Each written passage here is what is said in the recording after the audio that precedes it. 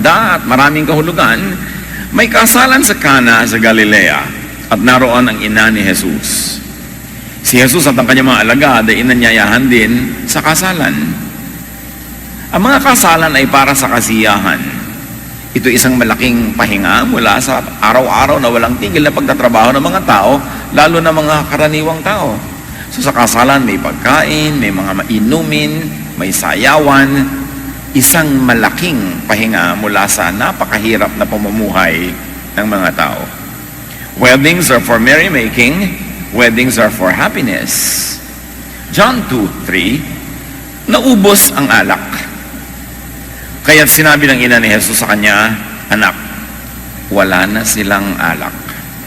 So maliit siguro ang budget o sobrang daming tao ang dumating basta't kulang ang alak. At ano ibig sabihin niya? No wine means happiness would be significantly diminished. Mawawala sila ng masarap na inumin, pampasaya sa halakhakan, pampasigla sa mga sayawan. Wala na. So uwian na. Biglang malalagot ang kasiyahan, mapapawi ang panandalian man lang na pahinga at balik sila sa kanyang tedious, hardworking lives. Kaya napansin agad ito ni Nanay Mary, pumunta siya kay Jesus, wala na silang alak. There is an unsaid, do something. Kailangan matuloy ang party. Kailangan hindi mo na mag-uwian. Kailangan ang kaligayahan ay malubos. Kawawa ang mga tao. Babalik na naman sila sa kanyang mga napakahirap na pamumuhay. John 2:4-5. Jesus replied, Mother, my time hasn't come yet. You must not tell me what to do. Mary then said to the servants, do whatever Jesus tells you to do. Sabi ni Jesus, ipaubaya na lang niyo po ninyo sa akin ito, ginang. Ako na ang bahala dito. Pero sabi ni Maria sa kanyang mga kasamahan doon, mga katulong, mga utusan, kung ano man ay paggawa sa inyo, gawin ninyo. So, Nanay Mary believed that Jesus would willingly do something to keep, to extend, and to heighten the people's happiness. This is the first recorded intercession. It was not something that many people would consider profound or religious or heavenly. It was to do something about the wine that suddenly ran short of supply. John 2:6. At the feast, there were 6 stone water jars that were used by the people for washing themselves in the way that their religion said they must. So may mga tapayan dong bato, tulad ng mga tapayan dito sa Pilipinas noong nakaraang mga panahon, pinupuno ito ng tubig, panghugas nila sa kanilang mga kamay, sa kanilang mga paa, sa kanilang mga mukha, bago sila magsimula ng mga ritual at mga dalangin, tulad ng ginagawa ng mga Muslim hanggang sa ngayon. Naguhugas sila. Ritual washing. Ang mga ito, sabi ng Tagalog version, ay nakalaan para sa paghuhugas ayon sa ritual ng mga Hudyo. So may mga tapayan doon, pero ang gamit doon pang relihiyoso. Hindi sila common mga jars. Sila ay para sa religious purpose at nakalaan sila para doon lamang. Kaya dito sa okasyon na maraming tao, maraming mga ngailangan ng tubig, mga panghugas, mga iinumin, mga nakataob yung mga tapayan, hindi ginagamit sa ganitong mga activities. So nandun daw at merong malalaking tapayang mga nakataob doon. John 2:7-11. Jesus told the servants to fill them to the top with water. Kailangang punuin. Sabi ni Mary sa servants, sundin niyo kung ano paggawa sa inyo. At sabi ni Jesus, punuin ninyo, umigib kayo ng tubig at punuin niyo ang mga banga na ito hanggang umapaw. Sinabi ni Jesus sa mga tumutulong doon, punuin ninyo ang tubig ng tubig ang mga banga. At pinunungan nila ang mga banga na halos mag-umapaw. Pagkatapos sinabi niya, kumuha kayo ng kaunti at dalhin niyo sa namamahala ng handaan. Dinalhan nga nila ang namamahala at tinikman nito ang tubig na naging alak. Hindi niya alam kung saan nanggaling yun, subalit alam yan ng mga sumalok ng tubig. Kaya tinawag niya ang lalaki ikinasal at sinabi, masarap na alak ay unang inihahain. Kapag marami nang nainom ang mga tao, saka inihahain yung mababang uri. Ngunit sa huli niyo nilabas ang masarap na alak. Sabi nitong maitre d', chief waiter, kakaiba kayo ha, sikat kayo ha. Yung iba, yung konting mamahaling alak, yun ang una para gutom pa yung mga tao, uhaw pa, sensitive pa sa lasa, ma-appreciate yung mahal na alak. Pero pag medyo nakakalimot na, sumasaya na, nabubusog na, hindi na nila mapapansin yung quality ng alak, doon yung inilalabas yung mumurahin. Pero kayo ha, mas may ilalabas pa pala kayong mas masarap. Nasa panghuli pala ang mas masarap pa. Humanga yung tumikim. Pinapatikim sa kanya bago i-serve. Parang sa mga handaan ngayon, pag sa restaurant o ikaw yung host, papatikim muna sa'yo nung waiter kung ikaw yung parang magbabayad ng dinner. Sa'yo muna ipapatikim yung wine kung approve mong i-serve. So inapprovean at sabi niya, kahanga-hanga, superior wine. Hindi ako nakakakita ng mga ganitong mga kagawian na saka pala may mas masarap pa. So in other words, the water that was turned into wine by Jesus was far superior to the original wine that was served. Ang nangyaring ito sa Cana, sa Galilea, ang unang himalang ginawa ni Jesus. Sa pamamagitan nito, inihayag niya ang kanyang kaluwalhatian at naniwala sa kanya ang mga alagad niya. Unang himala, unang intercession, unang pakiusap, alak. Many religious people would want something more profound, more spiritual, more symbolic or meaningful. But this is precisely the message of the story. Ano ang mga lessons na immediately ay napakadaling mapulot sa kwentong ito? Making and keeping people happy, giving people pleasurable enjoyment, making life delicious was Nanay Mary's concern and object of intercession. Hindi niya inilapit ang mga may kapansanan, ang mga lumpo, ang mga bulag. Hindi niya inilapit ang political situation ng bansa. Hindi niya inilapit ang mga kasalanan ng mga prostitute. Ang inilapit niya, sabi niya, wala nang alak, dapat magkaroon. That making life delicious is a noble and godly intention. Na hindi ito dapat masamain tulad ng ginagawa ng mga maraming relihiyoso ngayon. Bawal sumaya kasi maka-Diyos ka. Can you imagine that this was the first intercession that Mary did, and this was the first miracle that Jesus did, and it was about extending a party?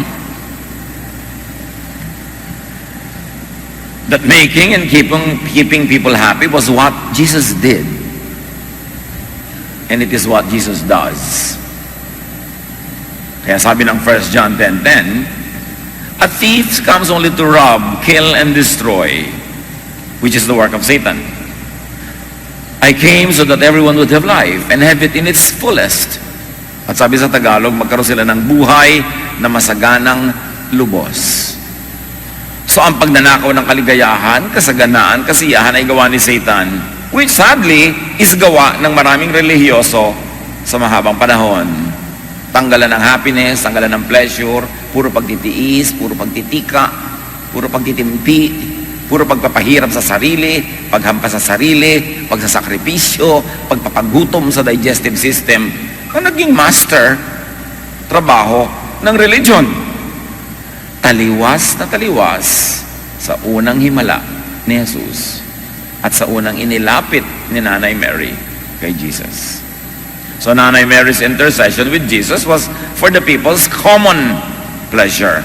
Call it vulgar pleasure if you must.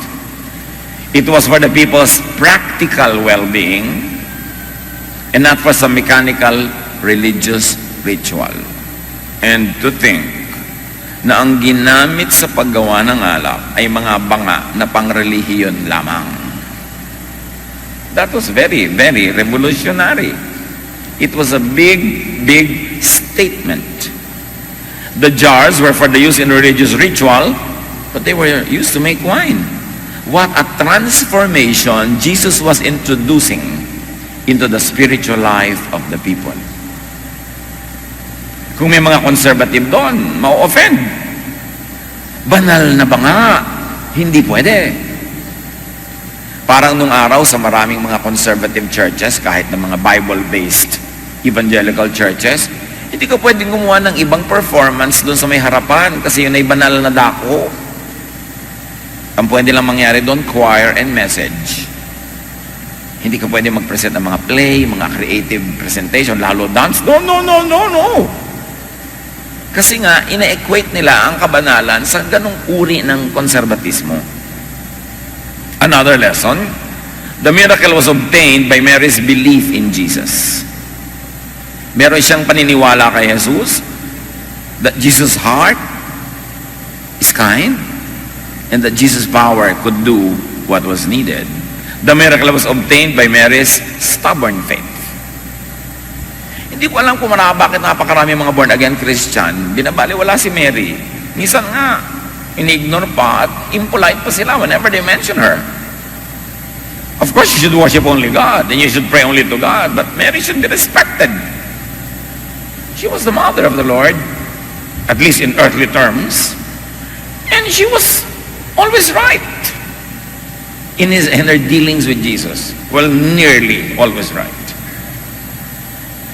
But it was Mary's stubborn faith. Kasi sabi ni Jesus, Ginang, sa akin yun na iwabaya yan. At sa English nga, mas prangka. Do not tell me what to do.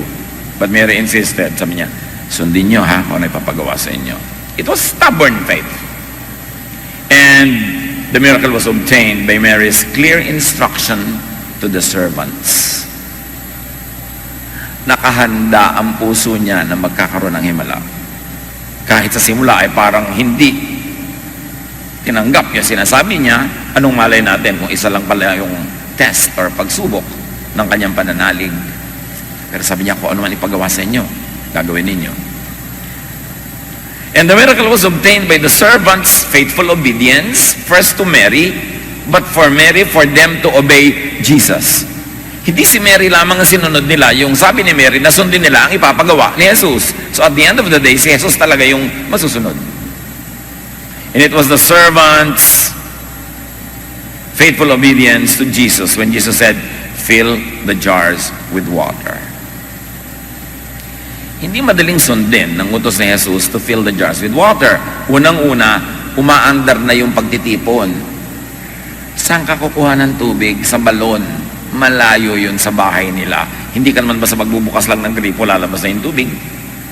Iigibin yun. Malalaki mga banga, pupunuin mo. At ang bilin pa, dapat umaapaw. So, magtatrabaho na naman sila. Tapos na dapat yung preparation nila eh. Nanonood na sila nung nangyayaring party, nakikikain-kain na rin siguro sila. Tapos magtatrabaho na naman sila. But they obeyed.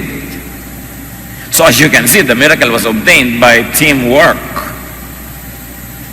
The request of Mary, the stubborn faith of Mary, the obedience of the servants, and Jesus' power. All of that worked together to turn water into wine. But not only that, to turn religious jars into jars of happiness. Hindi lang tubig ang binago, yun ding banga na bago ang kanyang purpose. So isang magandang lesson sa atin mga kapatid is do a Nanay Mary.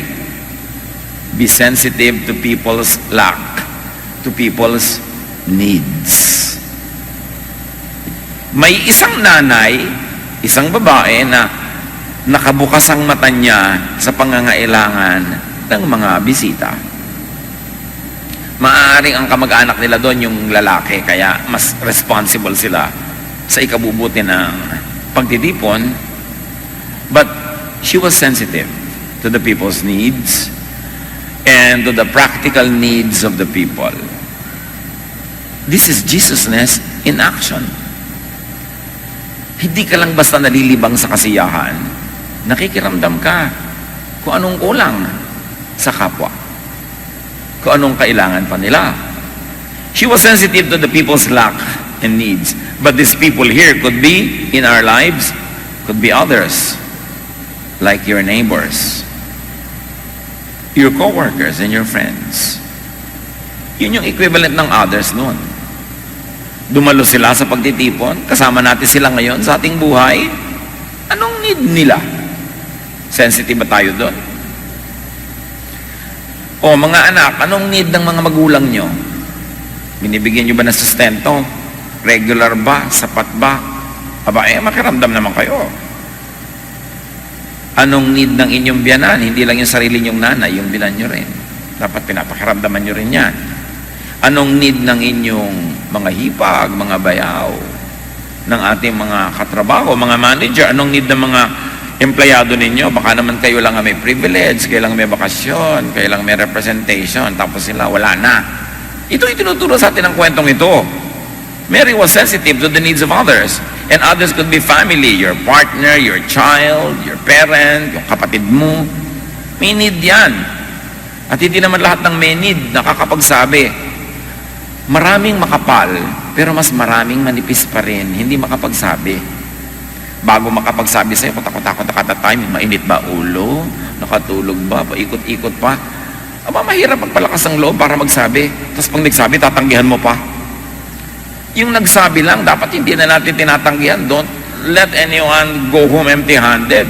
Kung hindi mo man maibigay yung buong kailangan niya, magbigay ka ng konti. Humihiram sa'yo ng 3 million, sabi mo, alam mo, medyo kulang ang pondo ko. Ito ang 10 pesos. Pang tricycle mo pa uwi, meron man lang, wag zero. And that people there could be you. Are you sensitive to your needs? O baka tayo ay in self-denial, kunwari walang need. Kunwari masaya, malungkot naman pala. Kunwari kontento, hindi naman pala. Tayo yun eh. Kaya ang kwento, nalagay sa Biblia para pag-aralan natin. Hindi para tayo mag-aral ng history. This is current events. And that's how you make the Bible become alive. When you turn yourself into one of the characters, or some of those characters, and then make the story apply to your need, to your situation today.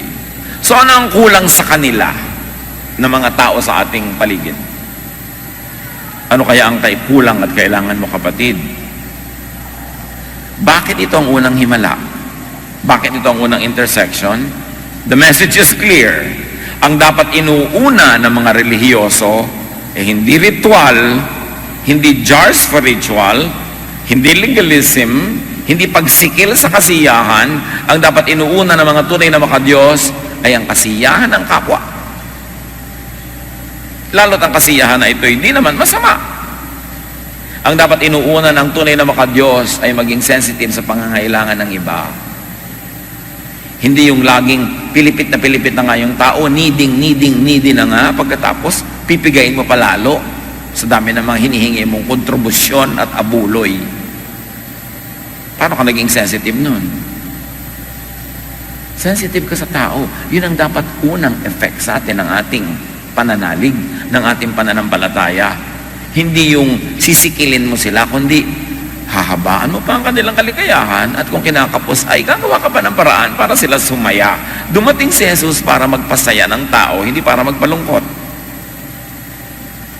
Dumating si Jesus para bigyan tayo ng bagong kahulugan ng pagiging anak ng Diyos. And of course, believe in Jesus. Believe that Jesus wants people, that Jesus wants you happy. It will inform your spirituality. It will frame your mindset. Kung alam mo from the beginning that the first miracle of Jesus was to make people happy. To extend a party. To turn cold jars into jars that dispensed happiness. To bring heaven down to earth, thy kingdom come. A kingdom that is full of life, a kingdom that is full to the brim, umaapaw sa kasiyahan. Not to demonize enjoyment and not to demonize happiness when it is not against God's basic moral law. So like Nanay Mary, look at the world and look at others through that frame of faith. What frame of faith? That Jesus wants people happy. That God the Father wants Jesus to be an instrument of happiness. That Jesus was sent to make our lives full and meaningful. To add, not to take away from life. And like Nanay Mary, pray in that frame of faith. Bakit nakiusap si Mary kay Jesus? At bakit ipinilit niya? Nananalig siya na yun naman talaga ang puso ni Jesus eh. So you pray according to God's will. And when we pray according to the will of God, He hears us. That's why that water became wine. And remember this, yung mga lampas na sa langit na kabanalan, pray even for just wine. Yun nga ang unang intercession eh. Yun ang unang himala. Ibig sabihin, hindi yun maliit na bagay. At hindi yun masamang bagay. Ang masama ay nagkalasing-lasing ka na, nanakit ka na ng tao, nakapatay ka na, nag-drive ka, nakasagasa ka, yun. But wine, table wine for enjoyment, that supplemented the taste of food, that allowed people to converse, have something to sit around and talk among themselves.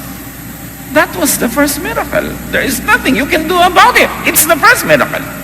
Kaya dapat yun ma-appreciate. Inspire and move others in that frame of faith. And like the servants, work in that frame of faith. Kasi yung servant niya, bakit naman tayo i-give? Bakit natin ito pupunuin itong mga ceremonial jars? Wala naman seremonya. Wala namang ritual. Bakit natin pupunuin ng tubig ang ritual jars? Huwag na lang, nakakapagod. But no. Against their own reason, they believed in the higher reason, first of Mary, then of Jesus.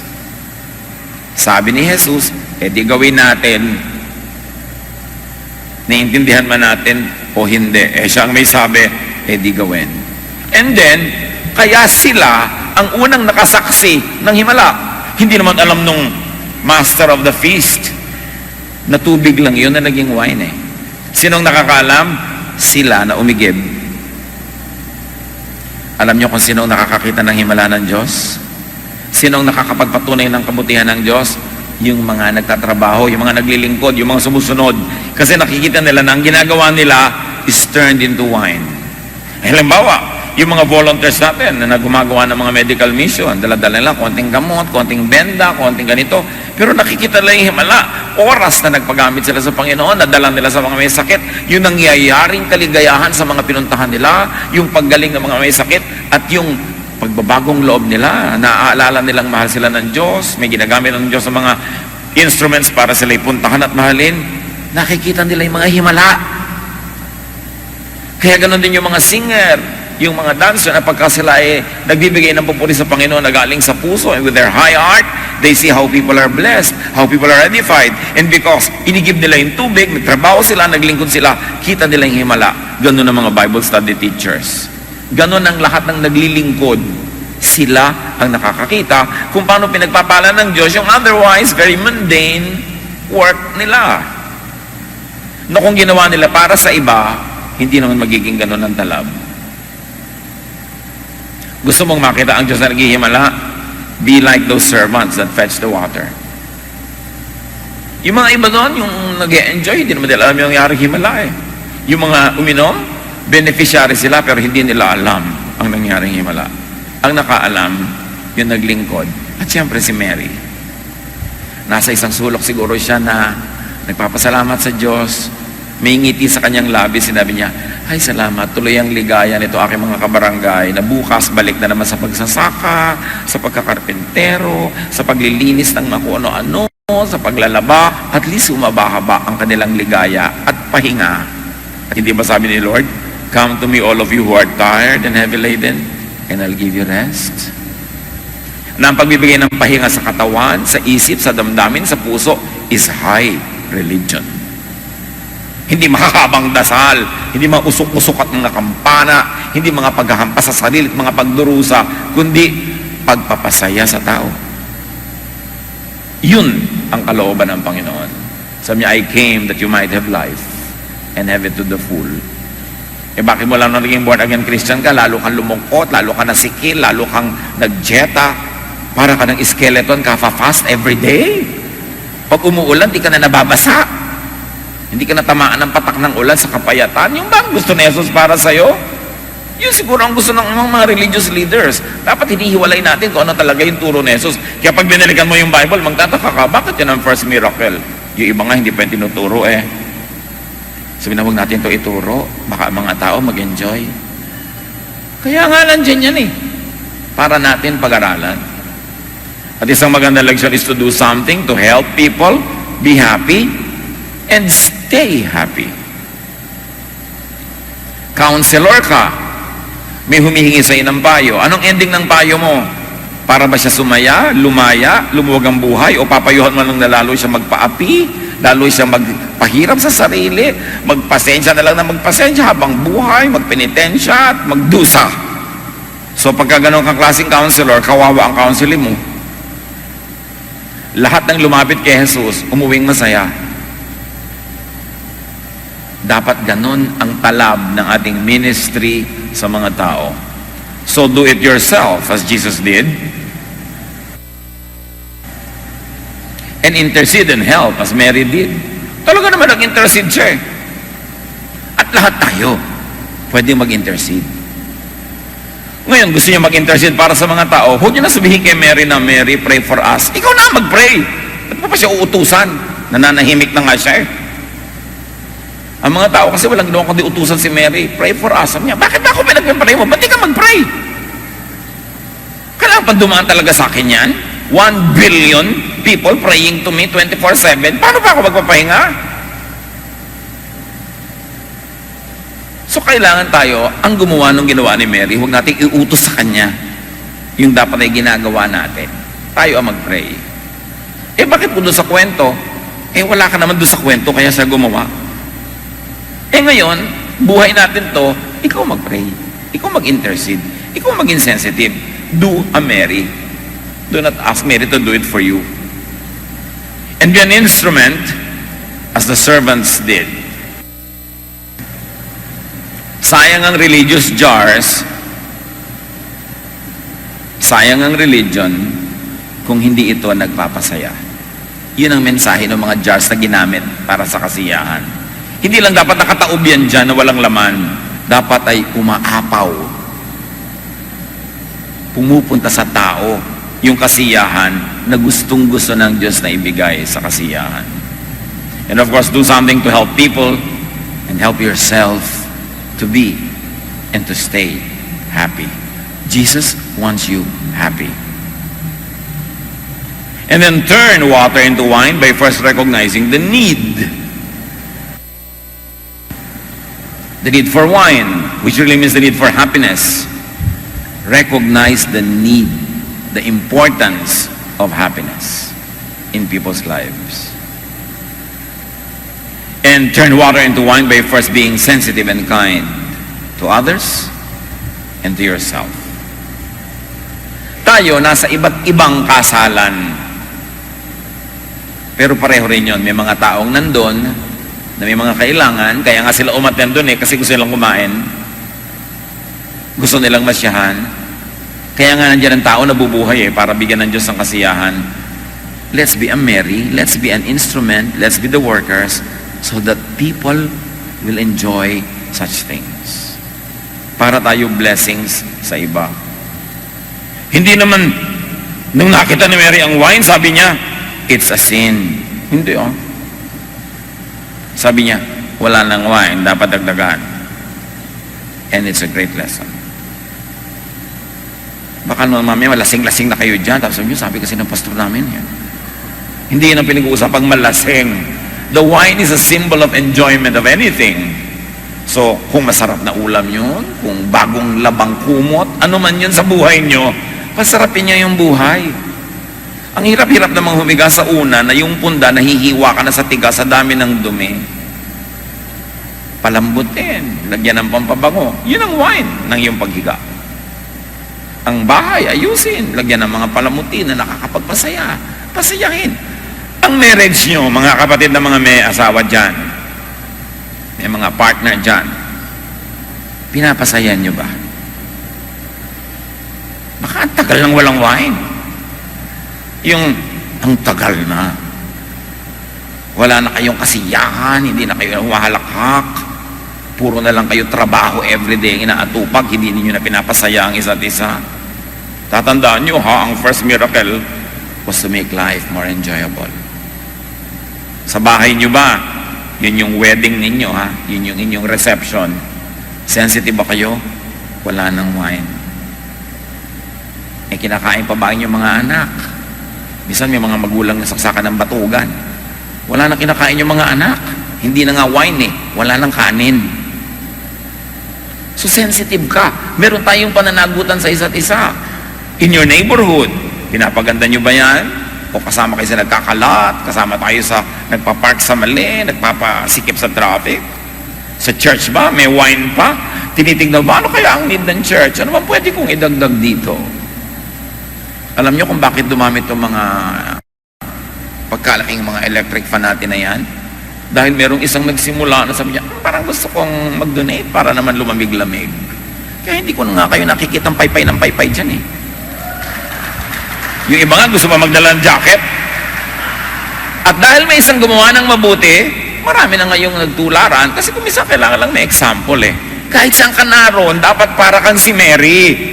Nagtitingin ka, ay walang ganito, pangpunang toilet paper sa banyo, pastor. Eh di magdala ka ng malambot. Ikaw ang nakakita na walang wine, eh di magdala ka, gumawa ka ng paraan dyan. Hindi yung puro kareklamo sa buhay. Ganun tayo dapat sa ating mga pamilya, mga kaibigan. Be a Mary. Sensitive. At inilapit niya yon. Not that Jesus was not aware of it, but the story has it that somebody, a human being, will be sensitive to the need of another human being and will bring it to the attention of the divine. Not that the divine does not know it, but the divine wants to bless us through other people who intercede for us. So that we develop a chain of relationship, interrelation, needing one another, being happy together. Yun ang fellowship. Saan man kayo pupunta, tingnan nyo kung paano nyo mapapaganda, mapapasaya. Dadalaw kayo sa may sakit, lalo't may pera kayo. Alam nyo lalo na kapos, dumaan muna kayo sa kaheran ng ospital. Magkano na po ang balance as of this minute ni ganitong pasyente? Babayaran ko na po. At pagpasok mo doon sa kwarto, ang dala-dala mo resibo. Bayad na kayo up to today. Di ba ang saya na dala-dala? Kesa kung isang bulaklak na nakakahika. May dala ka o kaya binayaran mo ng konti. Kasi kayang-kaya natin gawin yun. Minsan hindi lang tayo sensitive. Hindi lang natin naiisip na dapat gawin. Pupunta ka sa mga lamay, magdala ka ng 20 siopaw. Kahit man lang konti, may maipakain doon.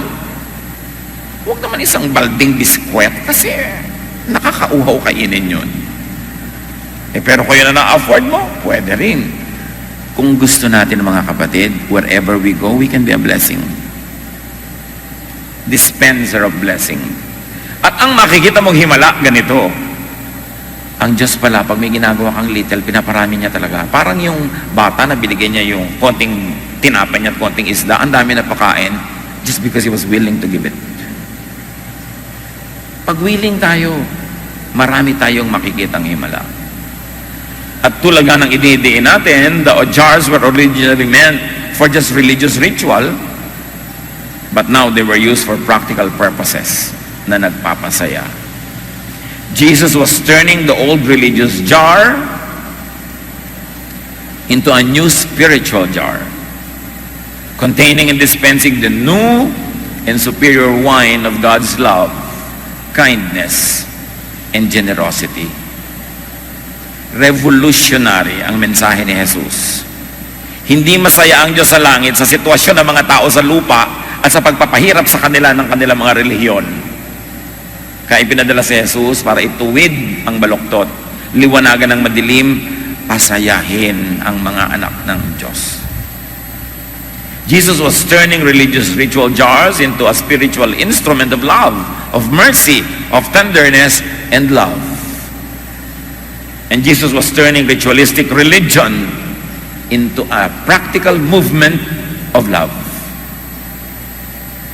And remember, as if this is not obvious, that was the first miracle. Yun ang panganay na himala na dapat should inform all other spiritual realizations. It was very highly symbolic, not to mention that it was also very practical. So a lesson for us is to turn religion into a useful and functional tool in satisfying practical daily needs of people. Ibaba ang langit, dalhin sa lupa. Kaya itinuro ni Jesus na dalangin, mapasa amin ang kaharian mo. Masunod ang loob mo dito sa lupa, gaya ng nasusunod yun sa langit. Hindi pinagpray na dalhin niyo po kami sa langit. Matagal pa yun. Ang prayer, mapasa amin ngayon na ang kaharian nyo. Masunod dito ang inyong mga patakaran, ang inyong mga katuruan, di para na rin kaming nasa langit pag naging ganon.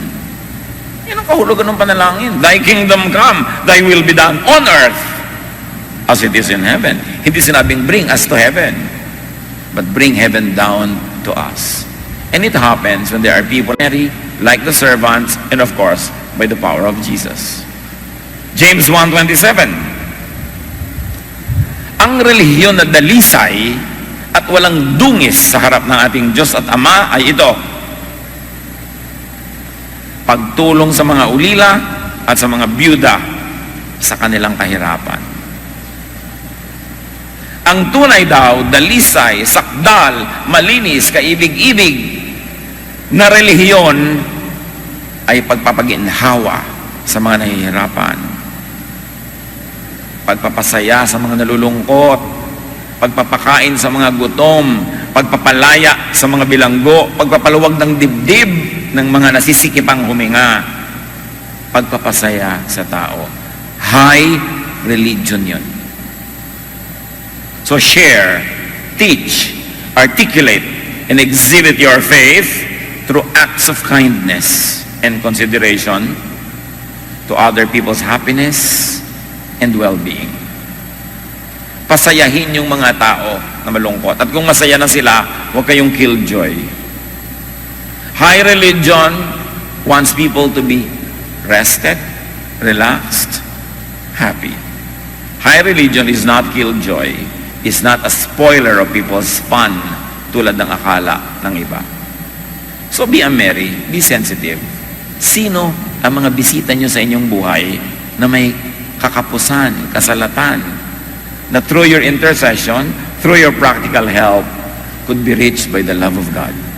Dear God, buksan niyo po ang aming puso kung paano kami magiging tulad ni Mary at ng mga servants na naging kasangkapan sa pagpapasaya ng mga tao, pagdagdag ng kulay sa kanilang buhay.